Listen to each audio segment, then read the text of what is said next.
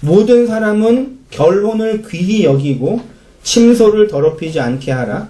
음행하는 자들과 간음하는 자들을 하나님이 뭐 하신대요? 심판한대요. 히브리서 기자가 말하는 결혼은 인간들의 결혼을 말하는 것이 아닙니다. 인문학이나 철학에서도 고민하는 게 그거예요. 결혼은 개인의 문제예요, 국가의 문제예요? 국가. 본론적으로, 본질적으로는 한 사람이 인간이 생명을 간직하고 사랑하고 싶은 욕망이 있는 인간이 태어났어요. 나를 짝할 이성을 만나고 그 사람과 함께 교제하고 생명을 낳고 살고 싶어요. 그건 개인의 영역이 국가의 영역이에요. 그 국가의 영역이에요? 근데 우리는 그거를 결혼하면 어디에 신고해야 돼요? 국가에 신고를 해야 돼요. 성경이 말하는 결혼은, 여기서 말하는 결혼은 우리가 남녀가 결혼해서 이제 우리가 뭐 불륜을 저지르면 안 되고 뭐 하면 안 되고 그런 걸 얘기하는 게 아니라 그리스도와 교회의 연합을 얘기하는 거예요. 그것만 얘기해요. 공동체로서의 교회가 그리스도의 신부일 뿐만 아니라 개별자로서 나 자신이 그리스도의 신부라는 사실을 모르고 그리스도와 상관없이 살아가는 그 삶을 뭐라고요? 침소를 더럽히는 음행하고 간음한 행위라고 보는 거라니까요. 우리가 그리스도와 연합하게 하는 그 기름, 답이 나왔네요. 말씀을 소홀히 여기고 그 진리를 내용으로 담지 못하면 어떤 사람이 되냐면 침소를 더럽히는 음행하는 자가 된다고요. 그냥 뭐 동성연애 하는 게 음행한 거고 뭐 성적으로 그게 아니라 그게 이제 그리스도와 상관없이 살아가는 삶이에요. 상관하다가 뭐예요? 관계 맺다. 상관하다가 관계 맺다 혹은 다른 사람한테 무슨 얘기해주다. 뜻이 3개 있어요. 국어사전에. 맨 마지막에 성관계를 맺다. 3개 가지가 있어요. 그리스도와 상관하다는 얘기는 인격적인 교통, 연합, 하나됨, 그걸 얘기하는 거라니까요. 그러니까 교회에 와서 이런 말씀을 강론하는 시간, 성경을 공부하는 시간에 뭘 배워야 되냐면 내가 말씀을 잘 들어서 이 땅에서 나에게 필요한 그 무엇들을 어떻게 실현해 볼까? 혹은 마음이 찝찝하고 꿀꿀한데 설교 듣고 찬양 들으면서 위로를 얻어 볼까? 그게 결혼을 귀히 여기지 않는 음란한 행위라니까요. 내가 그리스도의 신부고 그와 연합된 한 가족이라는 걸 모르니 그 말씀을 하찮게 여기는 거예요. 와서 혹은 개인적으로 말씀을 들으면서 내가 그리스도의 신부지, 그 연합 속에 살아가는 존재지, 그것들을 망각하고 까먹고 잊어버리고 그러니까 말씀을 통해서 확인해 가는 거라니까요.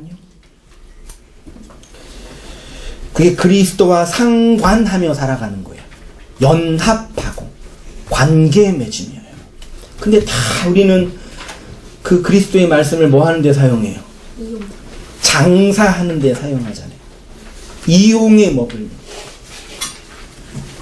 그러니까 이렇게 진리를 전하는 목사의 말이 우스운 거예요.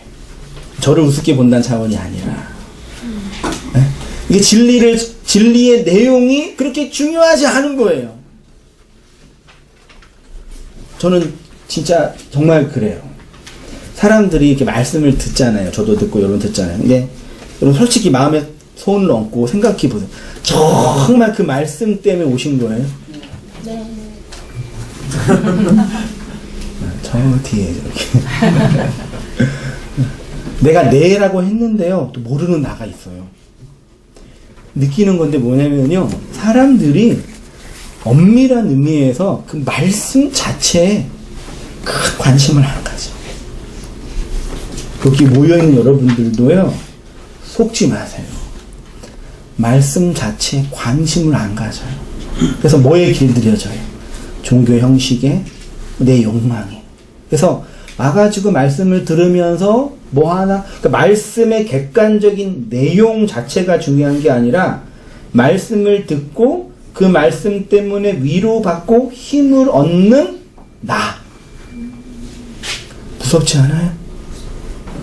그 말씀 자체로 그리스도와 연합된 나가 중요한 게 아니라 말씀의 주체가 돼서 말씀을 잘 듣는 내가 돼서 말씀을 잘 이용하는 내가 돼서 그 말씀을 여러 가지 방법으로 활용하는 거예요.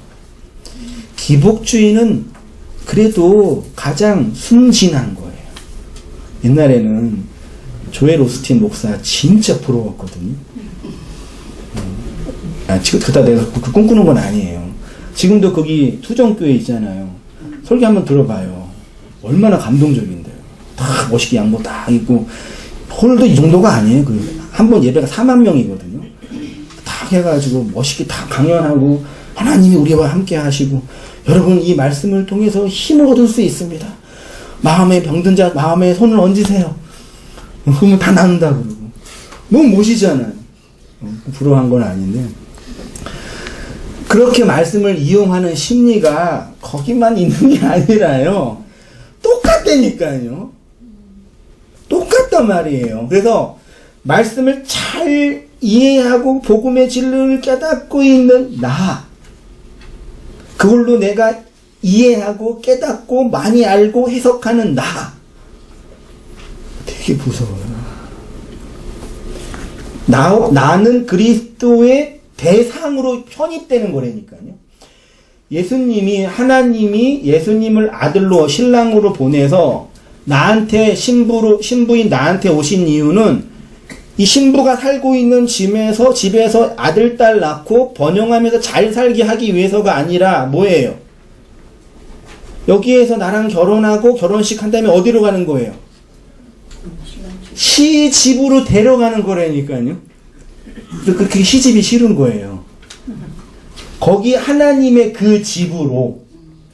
그러니까 우리는 여기에서 가는 건 내가 시집이 싫은 건 이해할 수는 있는데 가는 건 아직은 아니고 여기에서 그 신랑과 함께 나한테 필요한 것들 좀 주세요. 그 심보라니까. 그리스도와 상관하며 살아가는 삶이에요.